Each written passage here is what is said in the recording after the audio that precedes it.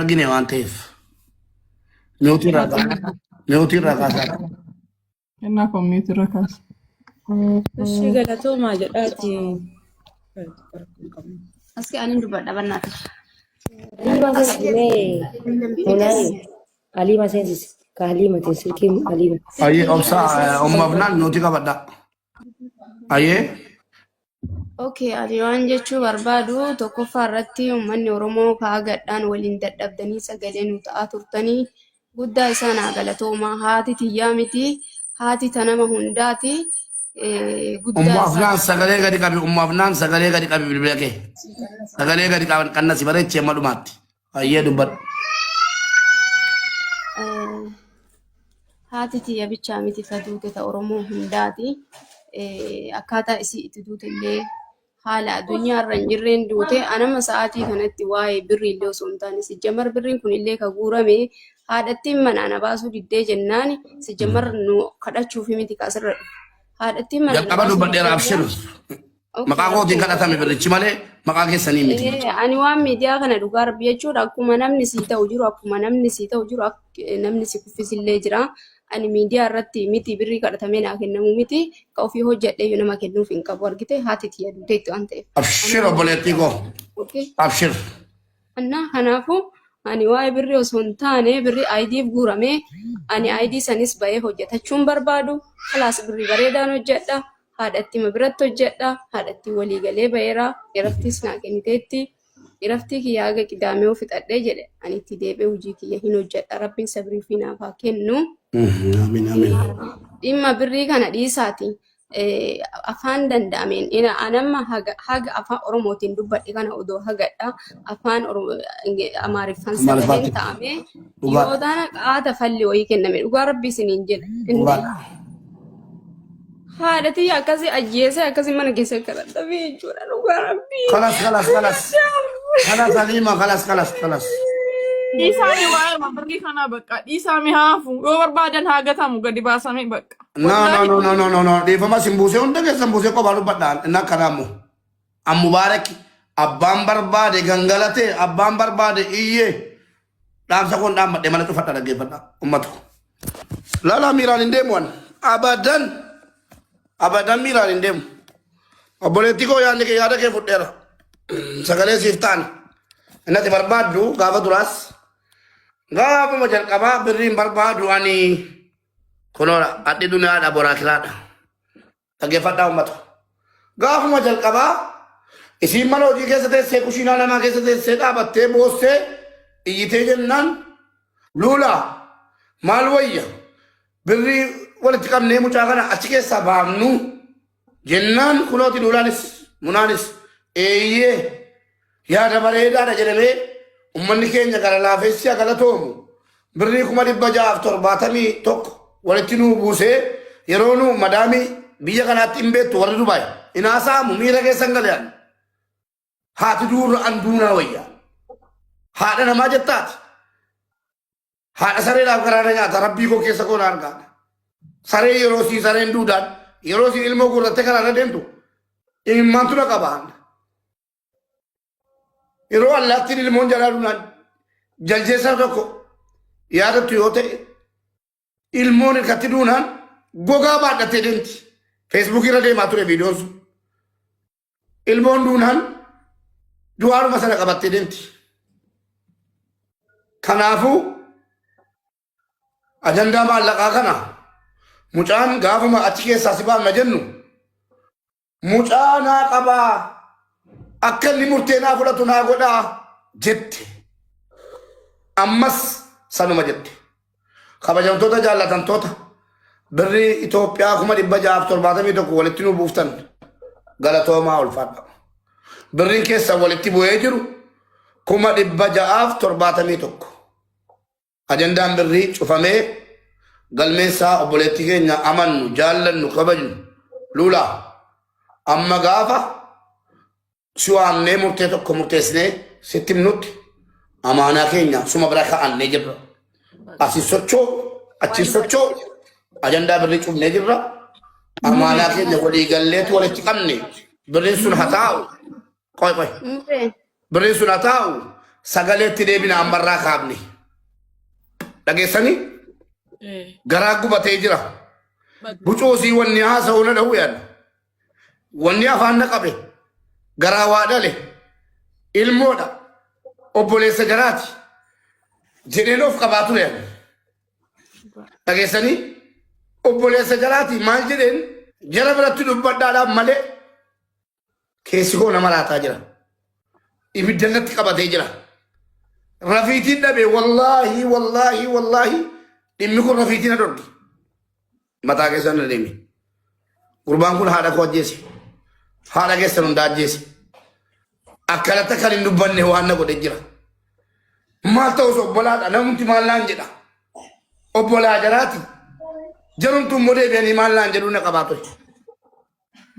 Kanaaf waa'ee gurbichaa afaan Amaariffaatiin afaan beennu hundaan harraa kaafnee dubbanna dhimmi maallaqaa akka bor waan jenneef isinitti himne 671 lafaa qabu hataa'u itti deebina yeroo biraa qas jennee itti deebina. Haati maallaqa kanaaf hin duune ijoolleenis maallaqa kanaaf hin boonye sagalee nuu ta'a barbaadan ammas jechuun buleettii keenya sagalee nuu ta'a. Yoo dhugumaan haadha malee dubartii malee biyya duniyaa kana irratti dhageessanii haadha malee biyyi duniyaa kun haadha malee hin tolu dubartii malee hin tolu hundi keenyaa beenna. Dhugumaan yoo haqqii haati haqa qabaatte gurbaa naannoo Arsii Nageelleetti haadha galaafate ijoollee miidiyaa irratti barreeffamaan nus haadha keenya ajjeesuuf deemna jedhanillee dabalatee akka waan haadha ajjeesanitti to'annoo seeraa jala nuu oolanii murteen barsiisaa ta'e angara kootiin akka Mubaarak Musammaatti yaada koo yeroon qophaa koo kennadhu miidiyaa irra taa'ee nama 3,500 irratti qoosaa haadhaa ana bira qoosaan haadhaan jiru seerri haaraanuu tumamee nama haadha ajjeese kanarratti akkaan fillaaleessaa barsiisaa ta'e fudhatamuu qabaa. Mucaan sun nuu fannifamuu qabaa. Warri koomeentii jala deemtanii bakka nu viidiyoo hojjennetti seerri nama ajjeesaa jedhu hin jiru. Ijoolleen tokko tokko kan ganamni keessan galgalli keessan badaa warra nama ajjeesuu barate naan jedhan. Obboleessoo haadha ajjeesee utuun humna qabaadhee mucaan kun guyyaa tokko hin bulu.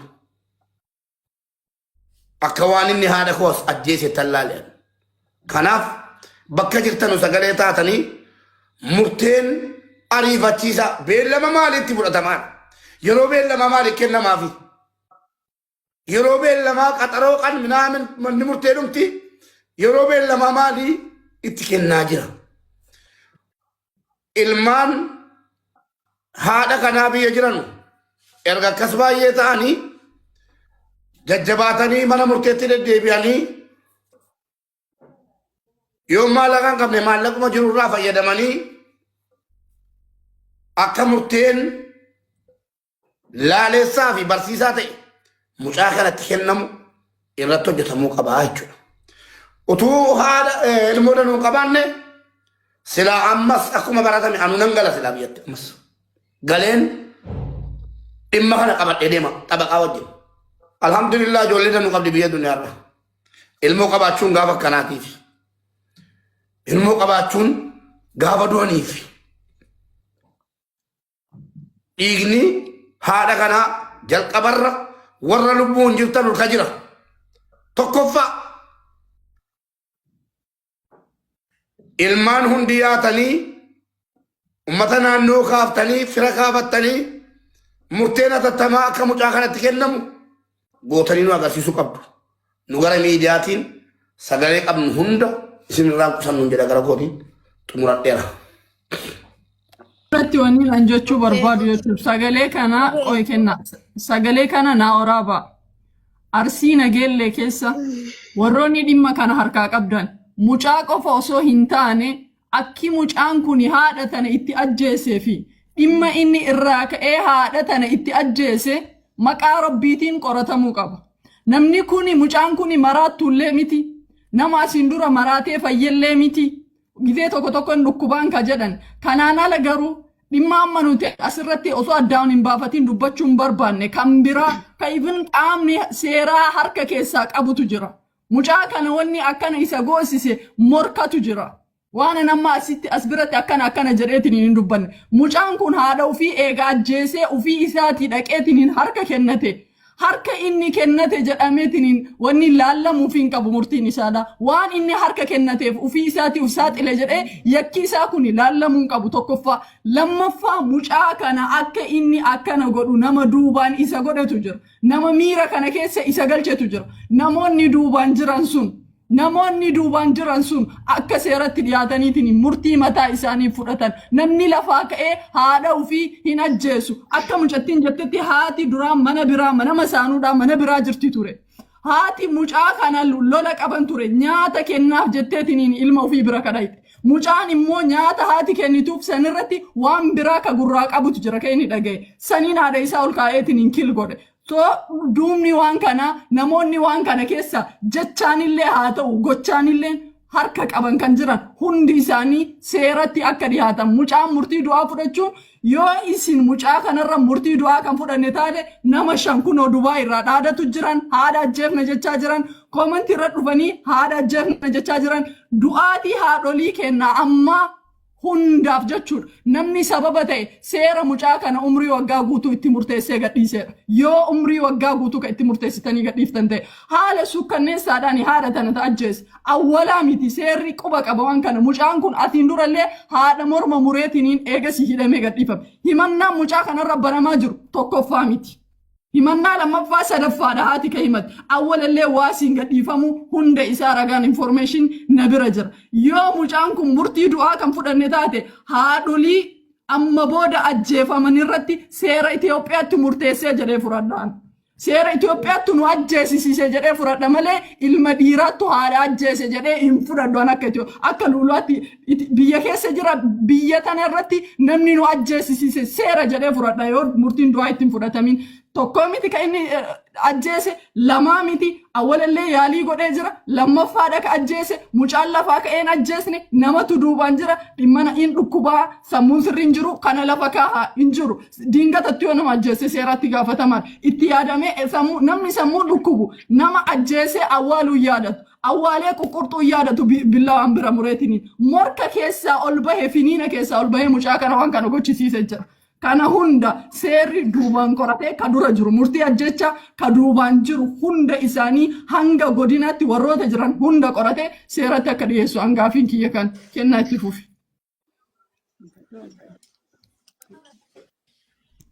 Ishee waan guddaallee dubbachuun barbaadu jalqaba irratti jechuudha. Isin hundi keessan uummanni Oromoo guutuun jechuudha.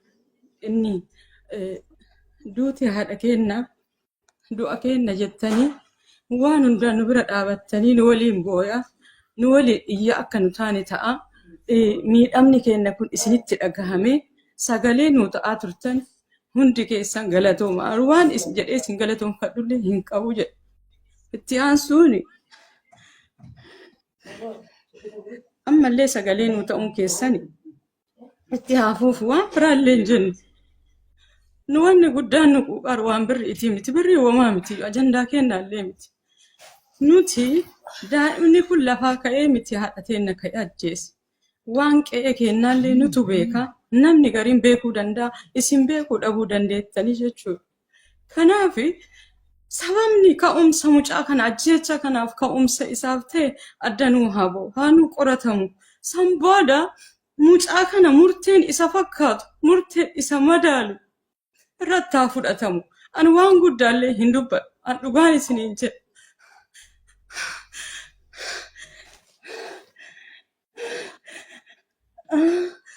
duuti haadhateenna namni waan haadhaa beeku namni gaafa dhalee jedhe namni gaafa firee godhate waan haadhaa beekuu danda'a.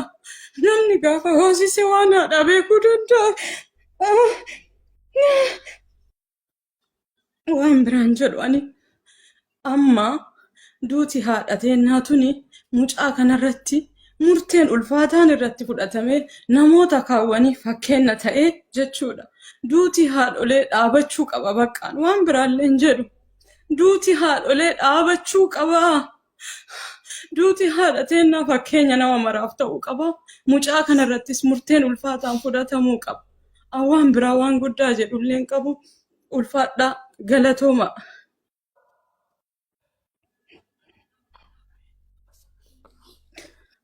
Liima yaada qabda.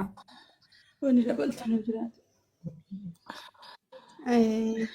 An dabalataa wanni jechuu barbaadu dhugaa rabbii guyyatu na fidee guyyan na dubbisee akka carraa akkana argadhu natti hin fakkaanne sababa kana hundaa kana ta'e mucaa mo'ataa Arsii jedhamu argitanii mucaan kun Arsii Nageelleeti. Isaatu kana hunda keessa na galchee IDC hojjisiisa jedhee birrii kee 7,700 nurraa nyaate argitanii anas biyyatti na galchee bulishanii deebitaa jedhee biyyatti na galchee baasii addaa keessa na seensisee mucaa kana biyya kana dafee akki ani itti fiduu dhabe baasii mucaan kun itti nagateetu isa kana achi isaan bisee haadhatii yaachesuu ga'e jechuudha. Wallaahi billaahi rabbi jasa isaa gaa'u dhugaa rabbii jechuudha. Ani birri kiyya yaabbadhee biyya galee biyya asii deebisanaan jedhee jechuudha. Ani paaspoortii kan sirreeffadhu buliishan biyya kana si deebisanaan jedhee birri kenna miidiyaa irra nurraa fuudhee mana makiyooroti isin gargaara ijoollee akka Dubaayitti ijoollee shamanaa nama 5 hin gargaara ani isaaniin guddadhee adda ga'e. Birri gimmaasha gaffalaati koottaa jedhee kennaa tanallee natu fidee ture. Waliin baane kontiraata dhugaa rabbii wannaa fudhannee kaansileeshinii erga mucaan kun gimmaasha jedhee kootu itti fayyadamnaa bakka jennee dhanne yoo dhannu biratti nurraa fuudhee ka'ee nu cufe mucaan kun anaanoo maan naan jedhe na sobee buliishanis si deebisaa biyya gali naan jedhe dhugaa rabbii gali paaspoortii kee sirreeffadhu naan jedhe paaspoortii kee as taa'ee guuttadhe jechuu as sukkaayi buliishanis achi xiyyaaraan bu'ee suuraa kaasee itti kaasee ergeennaan baakkish birrii galchinaan jedhe mucaa akkamitti akkana naan jetta ani baadhi xiyyaara birrii kiyyaa yaabbadhee galee birrii kiyyaa achi deebi'a maaf kana na goote jennaan silkii na cufate na dhiise jennaan bakka an dadhabee mana kontiraataatti deebi'e jechuudha. Achillee taa'uun na jibbisiisee isii maayyuu kenni jedhee rabbii jedhee kadhadhee naa kennuu didee isiin immoo kassaftee amma kaansileeshinii irraa fudhattee amma bakka inni jirutti birriin kii irra naa fudhamu. Birriin namarraa naa kadhatamullee hin jiru birriin kiyyas naa haadee haati tiyyas hin duute sababa isaa duute haati tiyyatu nu jechuudha. Odoonni akkas siqaayii keessa na galchuu baate mucaan kun qaata baafatee paaspoortii amma mucaa kana fidee jira adda dhugaa rabbii jechuudha. Sababa isaa kan hundi gadi haati fidee sababa mucaa kanaati jechuudha. Maaliif ni rakkisaa akkanatti? Asirratti maaltu jira beektanii? Wanti wallaahi isa kana nagadi barbaadu. Hanqaata mucaa kana biyya kana fide silaa haadha tiyya ajjeesu addaa. Tasgabbaa'e. Ilaa amma mubee maaltu jira? Galaasi. Jalqaba jechuudha. Mana maakii oroo deemeeti ijoolleen kaansileeshinii qabdanii warri Dubaay keessa jirtan nama 5 jedhe bakka maqaa maakiitiin ijoollee 5 ID irraa hojjedha. Guyyaa qarshii 4,400 jechuun qarshii gimmaasha kafalanii ID isaanii hojjedhee xumuree fi hin kennaafi. Kaan immoo hojjetaati irrannaa kafalanii jedhe. Mana maakiititti kan maqaa maakiitiin maakiis qarshii 100 hin kennaafi jedhee hojii isaallee akka isiin isaa beeksiftu godhee achirra waan guddaa haasa'ee as dhufee qarshiin ka qophaa'ee ture qarshii kana eegaa inni carraa kana nuu kenne kana fayyadamna jennee qarshii kana fuunee qarshii 8,000 isa kenninee jechuudha. Itti kenninee kaanee maal godhee mucayyoon paaspoortiin isii guyyaa muraasa qaba ture. Viizaan biyya kanatti yoo ji'a 6 gadi paaspoortiin keessa jalaa dhumuuf ji'a 6 gadi ati qabaatte sirraan dalagamu jechuun kun beekama. Kanaafuu ati biyya dhaqi jedheen ishii jettee baasii ofiitiin of dandeettee baasii biraatiif saaxilee biyya galcheen jechuudha. As teettee guuttattee gaafa Finfinnee buutu paaspoortii ofii fudhatte jechuudha. Asii onlaayinii guuchisiifnee as deebiti. Gaafa paaspoortii fudhattutti erginaan qarshii biraa galchuu qabda bifa haarawaa malee suniin hojjetu jedhee. Ishiin hojjetu ergan hojjanne isiifuu xumuri lama obboleettii tiyyaa ergana didde egaa sadarkaa haganaa nu geessite sanuu miidiyaa irra nurraa fuute wanni miidiyaan qabellee sirrii siin dhufu ishi isiif hojjedhu lama isiif kenniifi jette. Ishi jedhee cadhisee hojjete viizaa bichaa naa hojjete piroosesiin xumuramu hin xumuramne meedikaala bichaa nageessee saniin booda ji'a lamaan ittiin socho'aa ture jechuu viizaa isaa saniin. Saniin booda maan na godhu naa kennii jedhaan ayidii kiyya naa kenni diqqoo jedhee sii kenna eeggadha. Achi booda maan naan jedhe qaraamaa qabde durallee qaraamaa qabda ka ammallee qaraamaa qabde. Kanaafuu birrii qaraamaa kana kafaluu qabda. Anu jirra hin jiru maaliin hojjedhee sii kafala.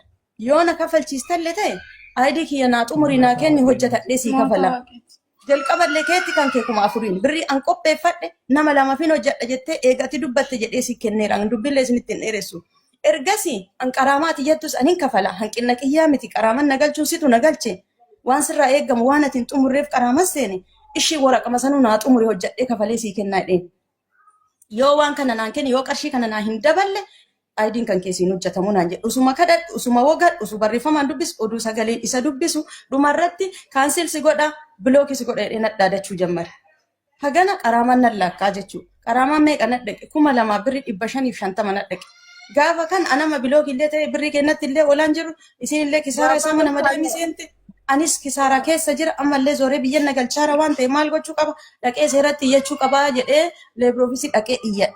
Gaafa iyyadhe kana warri immoo naa hordofaa dhaqee innis qabamee ture jedhanii hidhamee tures jedhanii ani jakiyyaan hin argine guyyaa kaani maal barbaaddanaan jennaan yoo danda'ame kaansileeshinii naa haa kennu gara kaan qarshii kennanuuf haa deebisu anutuunni waraqaalee naa sirreesse isa hin amanu adhanaa hojjetee boru kaansil na godha adhanaa hojjetee boru bilook na godha an faayidaan qabu jiruu fi haga Dubaay jiru ani isa qallabaa jiraadha kanarra kaansileeshinii fi qarshii koo qofa barbaada waan bira naan godhinaa dhee.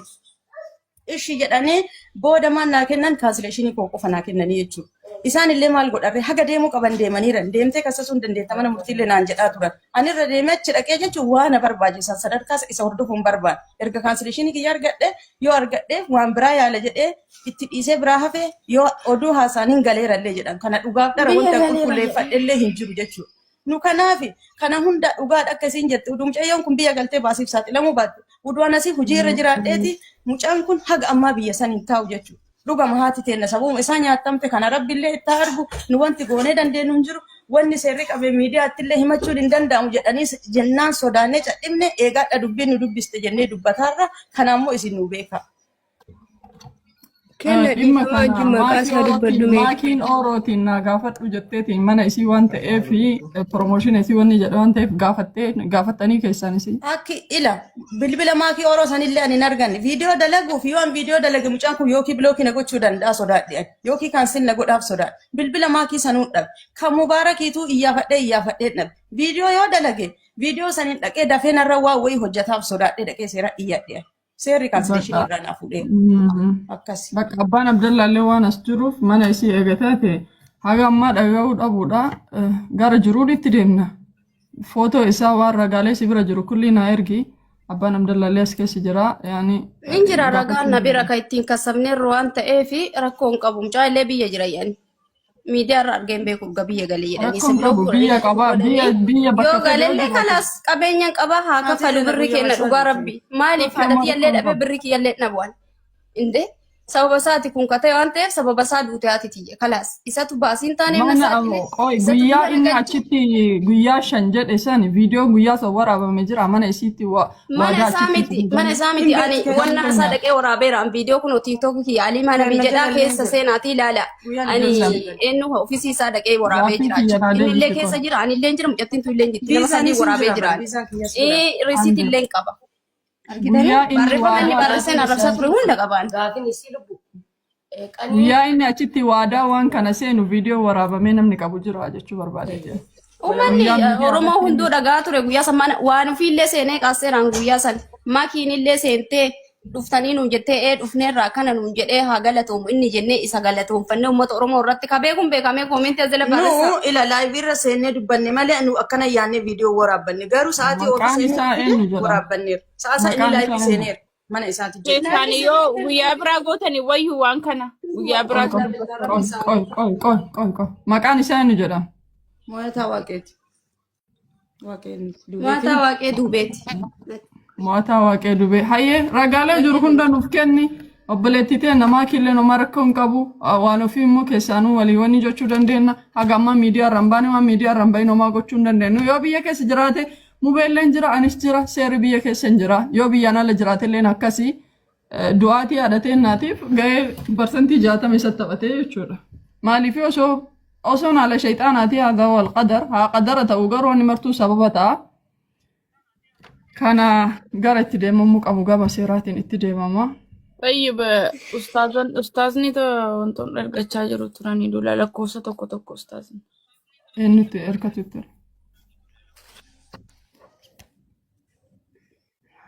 Dallaalli biyya akkana ijoollee biyya Dubaay akkana gootan tuni yookaanatu du'a yookaan isintu du'a inshaallah argita walitti gadi baanaati waan dalagu jirtan kana takka takkaan kaan kaansilsi godha bilooksi godha ettanii ijoolleen taphattan kana gama seeraatii walitti gadi baana haga lubbuuti ya rabbiin na keessa jiraachise inshaallah wal argina isinillee kara seeraatiin gara seerri mootummaa isinii lafa kaa'een ijoollee lubbuun osoo hin taphatin ni dalagattan yoo ta'e ni dalagattan yookiin immoo hunda keessan kokkee qabneetiniini waan goonu wal goonaa jechuun nuti uf duubaa sodaannu waan hin jirreef alhamdulillah rabbil aalamiin haga ammatti waan uf duubaa quba qabnu waan hannee ofitti beeynu waan hin jirreef nama tokkoofillee namni garaa laafu hin jiru bakka kanatti riskii mataa keessan irra fudhadhaa warri ijoollee biloog gootanii silkii jalaa kaasuu hin dinne ittiin jirre itti taphachaa jirtan hundi keessanuu ijoollee silkii biloog gootan takka takkaan bilookii jalaa baasaatii deebisaa fi kanaan ala garuu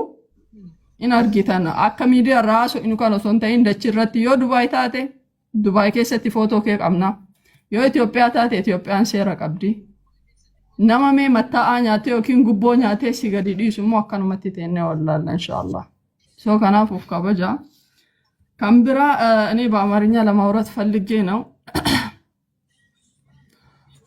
አማርኛ ተናጋሪ እህቶቻችን ወንድሞቻችን እቺ አጠገብ የምትገኘው እህታችን እናቷ ተገላለች እናቷ የተገደለችው ደግሞ በወንድሟ ነው ወንድሟ እናቷን ገሎ ቤት ውስጥ ለአራት ቀን ሬሳው ከሸተተ በኋላ የአካባቢ ሰዎች ጥቆማ በማድረግ ነው ወደ ከዛ ቦታ ተነስቶ የተቀበረው ልጁ አሁን አርሲ ነገሌ ውስጥ ታስሯል እኛ ግን እዚህ ጋር የምንፈልገው የልጁ መታሰር አይደለም የልጁ መታሰር ብቻ አይደለም አሁን እዚህ ጋር መተን እንድንጨው ያደረገን ያለው ነገር ምንድነው ካላችሁኝ እያንዳንዱ ለልጁታ በመንሰራው ኮሜንት ላይ እኔም እናቴን ለመግደል ዝግጁ ነኝ እኔም እናቴን ገድዬ አሳያቸዋለሁ እያሉ እየዛቱ ያሉ ወንዶች አሉ በእንደዛ አይነት ልጆች ላይ አንደኛ እርምጃ እንዲወሰድ ሁለተኛ አረብ ሀገር ላይ ያሉ እህቶቻችንን ወንድሞቻቸው እዛ እናትሽ ጋር ያስቀመጥሽውን ብር ወደ አካውንቴ የማትለውጪ ከሆነ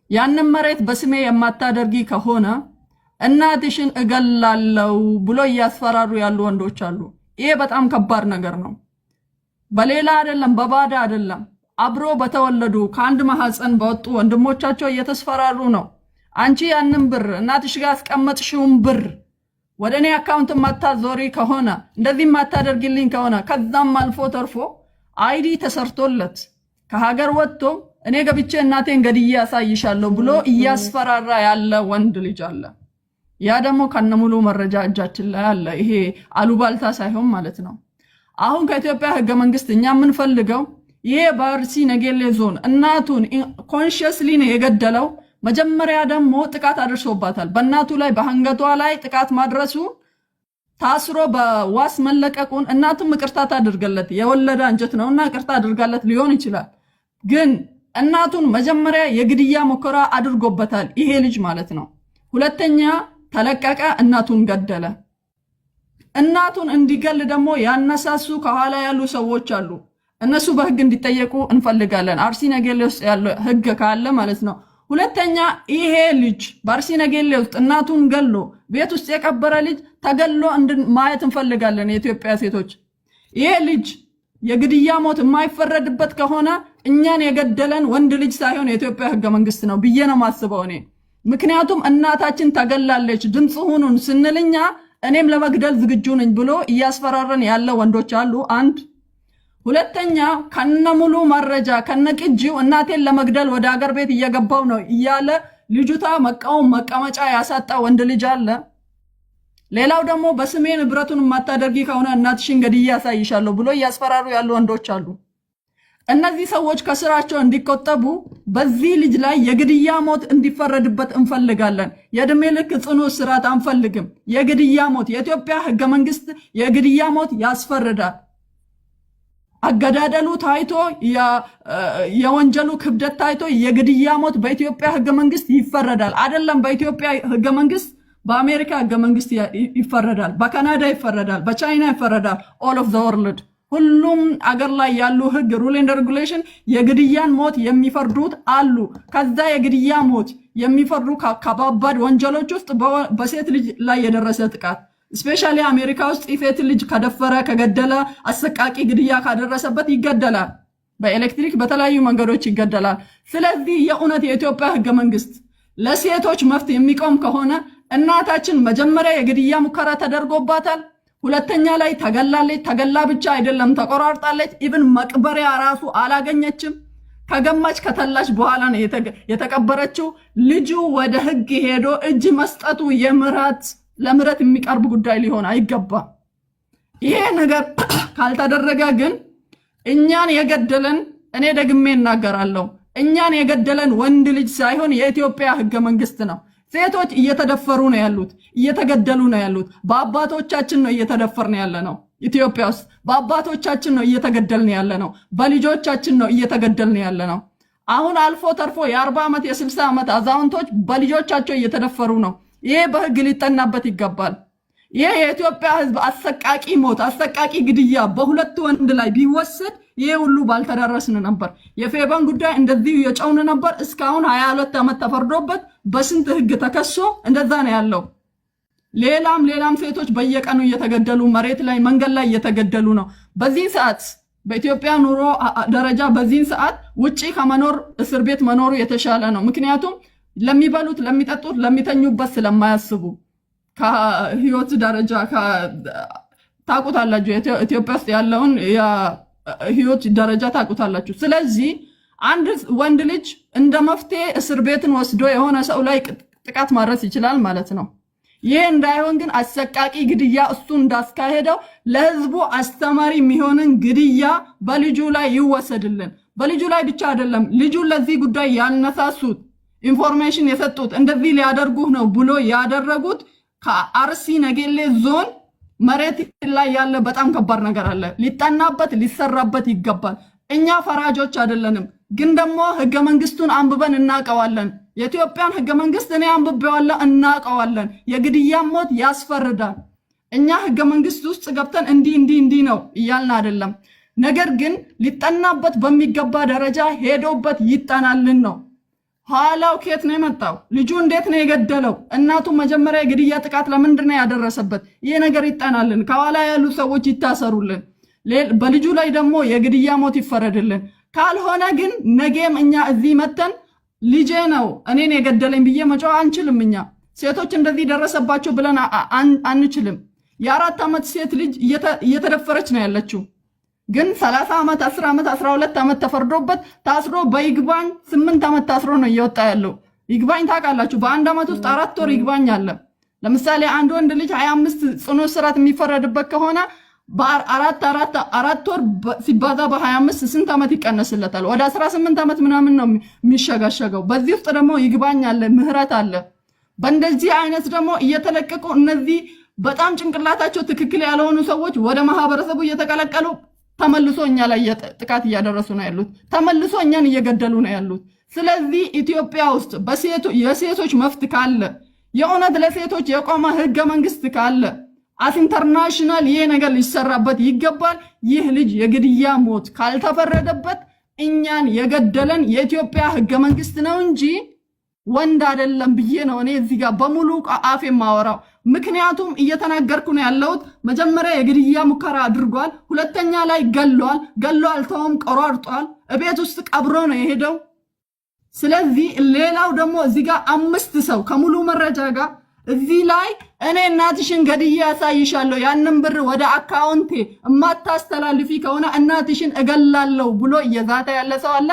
ኢን ፐብሊክ እኔም ገድዬ ያሳያቸዋለሁ ተቃጥሎ ያላየ ሰው አያቃጥልም ብሎ የጻፈ ወንድ ልጅ አለ። ከነሙሩ መረጃ ከነንቱኑ ስክሪንሾቱ አለ። እነዚህ ሰዎች ምንን ተገና አድርጎ ነው እገላለሁ ብሎ ዛቻ የሚያደርጉት? እስራትን ስለማይፈሩ ነው። መታሰር ለነሱ ብርቅ ስላልሆነ ነው። እዛ ተኝቶ መቃለብ ስለሚፈልጉ ነው። እንደዚህ አይነት መርዝ ማህበረሰቦች ከማህበረሰቡ ተነጥሎ የማይገደሉ ከሆነ ደግሞ ለሁላችንም ሪስክ ነው። በኔ ቤት የደረሰው ቤት ባንተ ቤት መምጣት አይቀርም። ስለዚህ ገና ያንተ ቤት እስኪመጣ አንጠብቅም ማለት ነው። ስለዚህ በዚህ ነገር ላይ ሁሉም አማርኛ ተናጋሪዎች እባካችሁን በመታምኑበት አምናት ይዛችኋለሁ። ለዚች ልጅ ድምጽ ሁኑላት። እስከ አልጀዚራ ድረስ እስከ ቢቢሲ ድረስ መሄድ አለበት። በምትችሉት ቋንቋ ኦሮምኛ፣ አማርኛ፣ እንግሊዘኛ በሁሉም ቋንቋ ቪዲዮ ይሰራላትና ይሄ ነገር ጽኑ የሆነ እንትን እርምጃ እንዲወሰድበት ከወዲሁ ልጠይቀው እፈልጋለሁ። ያው እንትን ካጠፋኝ ደግሞ ያው የቋንቋ ጥረት ነው። ቅርታ namni biraa itti fufa.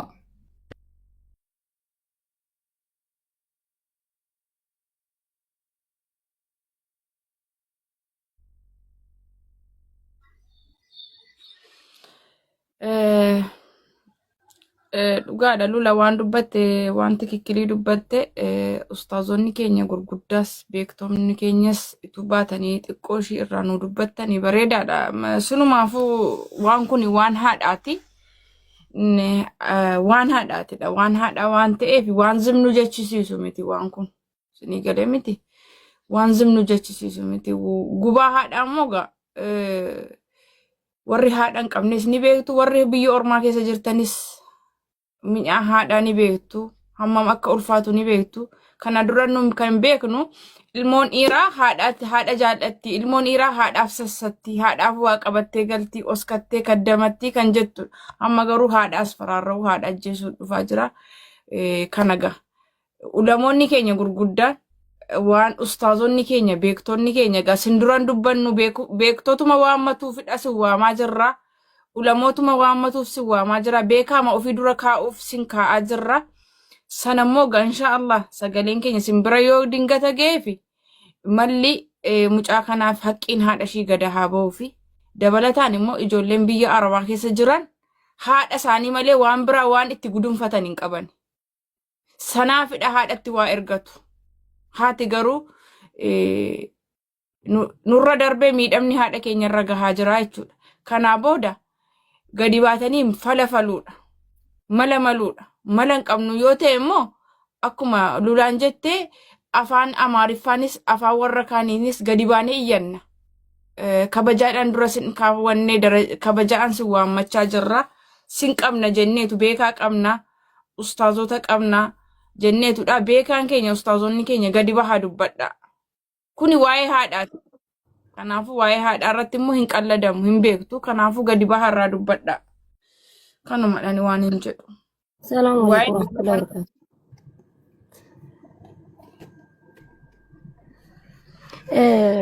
Lulaayee dhiifama anillee waan tokko waan qaaman argullee waan ijaan argu tokkollee dubbachuu barbaada. Sagaleen kee ni dhagama. Dhagama obboleettiin teenatun obboleettii ijoollee tana sadan walitti hammattee rabbiin jazaa isii dhaadee mana isii keessa jiranii naa galateeffadhaanii ummu afnaanii nama Dubaay keessaa nu qabnu alhamdulillah rabbil alaamiin nama sadii miti nama tokkoyyuu yeroo ammaa mana tokkotti walitti qabanii bira taa'uun nulfaata naa galateeffadhaanii ummu afnaanii isin martuu kunuuf naa godha naa galateeffadha. Hundi keessan ummu afnaanii nu galateeffadha. Abshiraa sin faanan jira. Haati kun haadha kooti jettee uftee nu bira galtee alatuulii nu taqabbaltee jaras walitti nu fiddee mana ishiis akka jarri bu'anii walitti aara galfatan goote rabbi gaa humaa mana ishiin gashiini rabbi si haa gammachiisu ijoollee kee irratti rabbi si haa gammachiisu ilmoo itti gagammadu rabbi si haa waffaqu kanuman sin jedha. Aamin aamin wallahi duuti harmeetuni harme matiyyaa. Wanni garaagarumti qabu tokko hin jiru. Ijoollee tana namni qaaman kaleessa arge Lula baay'ee nama gaddisiisa. Dhugaa rabbii makiinaa keessaa gadi bu'uu dadhabanii lafarra deemaa seenan. Biyya ormaati irratti immoo akkana kufuun biyya ormaati irratti immoo akkatti miidhamuun kuni hanga yoomiti. Ijoolleen biyya keessaa miidhaman abbaa yoo du'e haadhatu qaba. Haati yoo duute ollatu nama qaba. Biyya kana keessatti namni tokko nama qabuu hin danda'u. Amma kaleessa dhugaa rabbii yeroo jarri dhuftee kanaanas karra kootirra dhaabbattu ol seenuu dadhabde. Ol seenuu namni tokko dandeettima qabaatee oluma seenetuyyuu waan tokko bar silaa odoo namni jiraate silaa biyya ufii jiraatanii nama booyee nama boochisee namarraa bootti sunuu nama baatutu jira. Biyya ormaa keessatti kan lafti illee akka dhagaa kan namni illee akka dhagaatti jabaatudha. Waan hunda caalaa micoon tun kan edallee dubbataa turteen irratti illee kan kaleessa illee kan ammallee dubbataa jirtu. Mucaan kun naa haa qabamu gadi ba'u ammallee balaan biroo uumamuu waan hin oolleefi sagaleen kiyya kun har'aaf boru bichaa iyyamee boru fiftaan bichaa dubbatamee cal'isamuu odoo hin taane dubbiin tun nama guddoo bira naa geette miidiyaa gurguddaa naa dhaga'ee dhugaan haadhatii illee naa baate dhugaan teennallee nuu bahuu qabdi mucaan kun boruu nabsee teennatti illee deemuu danda'a jedhaa jirti. Mee isaan illee rabbiin jajjabinaa kennuufi an dhugaa rabbii waa hunda caalaa haadha duute caalaa jaraa jirtutu garaana nyaata. Ilmoon dhiiraa tokko kan mucaan obboleessi wajjin jiru kun dhaabii dadhabee daaqaa jira akka guddiititti jechuudha wallaahi. Innaa biyya ormaa keessatti akkatti nama kuffisuun kun immoo baay'ee kana nama miiti. Rabbiin immoo warra wal bira dhaabatu haa taasisu. Rabbiin immoo dhugaa haadhaa haa baasu. Waa hunda caalaa dhugaa haadhaa baasee nu haa agarsiisu inshaallah. Akkas isin jedha. Jabaadha. Asii obboleettii keenya assalamu alaikum warahmatullahi wabarakatuh. Hundumti hawaasni namni asirra jirtan hundi keessanuu galatoomi immoo afnaan kan obboleettiin kun obboleettii kootii jettee bolaa kana ofitti nuu qabdee gaddi kun gadda kootii jettee jazaa kee rabbiin jannatal firdoosii siifaa kan falu aaliif aalaa keellee rabbiin akkasuma warra kabaja qabu warra naamusa qabu siifa taasisuu siyaa guddisu siyaa mul'isu. Obboleeyyan keenya isiniif immoo jajjabina guddaa rabbiin haa kennu. Rabbiin of sagaa of sadhumaan qabne sana kan isaa isiniif haa kennu jenna. Haati keessan haadhuma keenya. Haati akkanattis immoo nus ilmaan qabna. Wallaahi ilmoo akkuma nu deenyu kana aalmeen kun deessee jennaan kana hojjettettis jettuun nurkaa badee. Haadha nu deessee haadha akkamitti ji'a 9 garaatti nu baatte kana hojjetne jechuunis nuuf galuu dide. Kuyyoo akkuma uummanni amma asirraa jedhaa jiru kun Lulaan illee obboleettiin keenya illee obboleessi keenya Mubaarak illee jedhaa jiru. Dubbiin kun yoo hin taate nu iddoo itti galuu hin qabnu ilmaanuma keenyattu. Ilmaanuma keenya of sodaannee irra jechuudha. Ilmaanuma biyyaa qabna. Haadhuma keenyattu galuun nu sodaachisa kun wallaahi kun waan biyya namaattis addunyaa irrattis argamee hin beekne nurra keessatti argame. Kanaaf egaa beektota qabnaa mana amantii kamii keessayyuu beektota gurguddaa waan qabnuufi. Kana achuma keenya dhiifna obboleeyyan keenya isin immoo rabbiin sabrii sabaata isiniif haa kennu. Kan immoo sagalee ta'e Mubaarikiif illee obboleettii keenya hunduma keessan hawaasa asirratti suniif shilingiin illee sagaleen illee bira dhaabbattan rabbiin jazaa keessan jannataan isiniif haa kanfalu. Addunyaa irratti waan ilma namaatiif kennuu madaalu rabbiin waan gurguddaa riskii barakaa isiniif haa kennu. Akiraatti immoo jannatal firdoosii rabbi isinaaf haqu. Keessattuu Mubaarikiif hunduma keessaniif obboleettii keenya Luulaa. Wallahi sabaata sabrii haqlee imaana guutuu ta'e rabbiin isiniif haa kennu. Kennuu waamti kennee isinirraa fudhate. Obboleettii kiyya gaarii rabbiif jecha si jaalladha. Anarrammoo rabbi si haa jaallatu. Waan sii kenne kana sirraa hin fudhatin. Kennama gurguddaa waan barbaachisu addunyaa irratti siif haa kennu. Beekumsa irratti ilmi irratti siif haa dabalu. Taqwaasaa immoo rabbiin siif haa kennu. Sagalee ati obboleettii keenya kanaaf gadda keenya nu waliin qooddatte. Sagaleen kee addunyaa fi akiraatti keeriidhaa riskiidhaa ishqiidhaan ol siif haa qabu. Jazaaki rabbiin jannataan siif haa kanfalu. Nu wanti nu jennu hin jiru. Nu warri dadhabaan humna hin qabne haadha biyyaa qabnu. Obboleessa biyyaa qabnu ilmaan biyyaa qabnu biyyumatti hin deebinaan keenya nama sodaachisa. Maal haala kanaan itti fufama taana kun hidhamee umuriin itti murtaa'ee taana rakkoo maalii qaba biddeena nyaata biddeen mangistii nyaata taanaan mushkilaadha.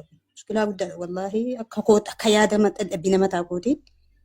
Nam tokko nama ajjeesuu keessaa immoo haadha isa deesse ji'a 9 bara. Minaan hin nyaattu bara ji'a 9 warri deenaa wajjin hin beeka. Minaan hin nyaattu haati armeen kun ji'a 9 minaa itti baqatti. Minaan kan lagu jira. akkasitti baattee kaatee immoo guddisa siitiif amma armeen koo jechuudhaan ilmoon qaba. Armeen koo sadhaa laaltee nan quuftu yoo hin dawwaleef haasoftee nan quuftu sadhaa jechuudha. Armee kanatti akkana taate waan ta'eef kun duutii itti bicata du'a irratti wanti biraa utuu jiraate na jechisiisa akka yaada dadhabbii nama taakotiitti kanuma yaadan qabu galatooma ulfaadhaa umurii keessa rabbi sina barakachiisu riskii bal'oo taate immoo rabbi siniif haa kennu siniin jedha. Asalaamu alaikum warahmatullahi wabarakatuh. Simboosan mee yaada kennaa fi simboosan haa dubbatu. Obboleessi keessan.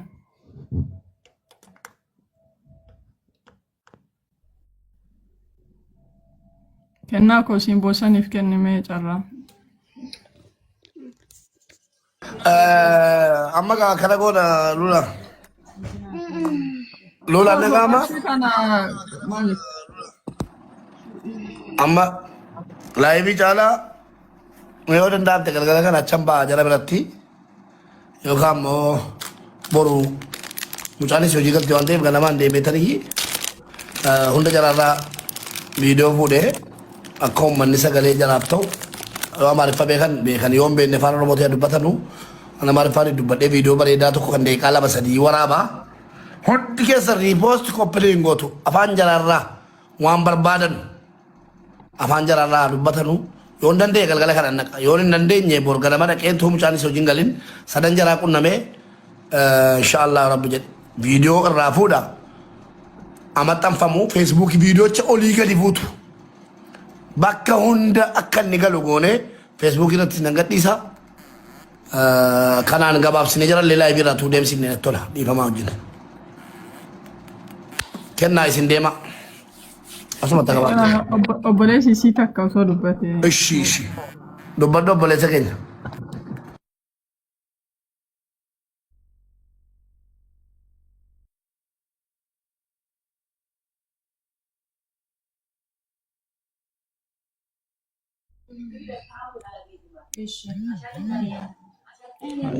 Duraan dursee warri waliin dhaabbattanii akka waliin dadhabdanii ka dhibame waliin dhibama. Obbo eegadde waliin kan waliin dadhabaa turtan galatoomaa jazaa rabbi isinii haa kafalu. Sagalee guddaa nu taatanii ammas akka dabaltanii sagalee nu taatan abdii isinirraa qaba.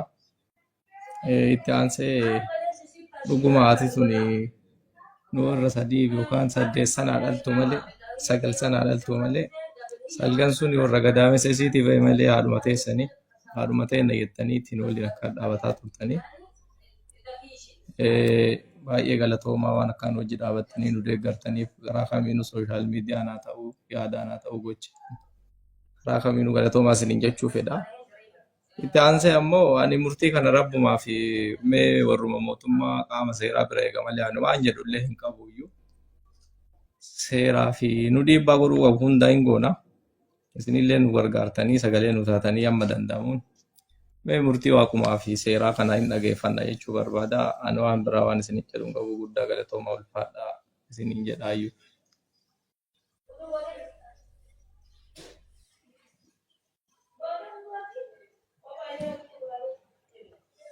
Inshallah numartinu asirraa gadi buunee wanni ani nama 2,500tti andaamadhoo jiraate waan biraatu sagaleen godhattaniimi. Waan biraatu bar sagalee waan biraatu justice for our mom jettaniitiniini viidiyoo dalagaa marti keessanuu afaan kamiin afaan Oromoo afaan Amaariffaa afaan dandeettan hundaan dalagaa. Warri immoo dubbiin akkas jettanii viidiyoo dalaydan faallaa dubbii tanaa jechuudha. Yoo rabbiin mana keessanitti illee haa galchuun jedhuanii. Osoo garuu nama waan kana fidee dhufee laaltan nama ajandaa fedhu miitiin ajandaa fillee miti waan kana. Isinii galee soo kanaaf isin martuu namni 2,700 as biratti amaanaan isiniin jennu viidiyoo 2-3 of jala barreessa akka yeroo qananii wanni feeban obboleettiin teenna duute san irratti viidiyoo dalagame san caalatti irratti viidiyoo dalagaa. Namni haadha ajjeese ajjeefamu. Mucaan godina Arsii Nageellee keessa haadha ofii ajjeese san awwalallee yaalii ajjechaa irratti deemsisee jira waan ta'eef nu haa ajjeefamu. Nuti kan yoo mucaan sun hin ajjeefamin namni biraallee haadha dhaadataa jira. Kan mirga keenya sarbe dhiira biyya keessaa osoo hin ta'in seera biyya keenyaati.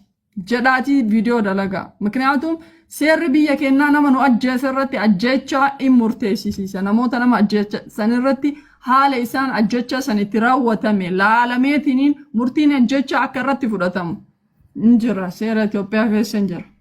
So kanaan ala irratti wanni nama laalessu nama nyaata namaa fiduu mana namaa dhaqe haadha ofii as fuudhanii ajjeesanii harkaa luka irraa ciraniitiin manatti balbala itti cufanii gadi deemurra murtii ajjechaa wanni ajjeechisiisu hin jiru kabiraa. Awwala yaalii ajjechaa irratti godheera waan ta'eef jechuudha. Dhiirota biraatiifis wanni kun barnoota gaafate gaafa mucaan sun kil godhamee jechuudha. Yoo mucaan sun hin ajjeefamin amma booda hawwata ilma dhiiraatiin ajjeefamtu kakaraa godhe seera jechuudha.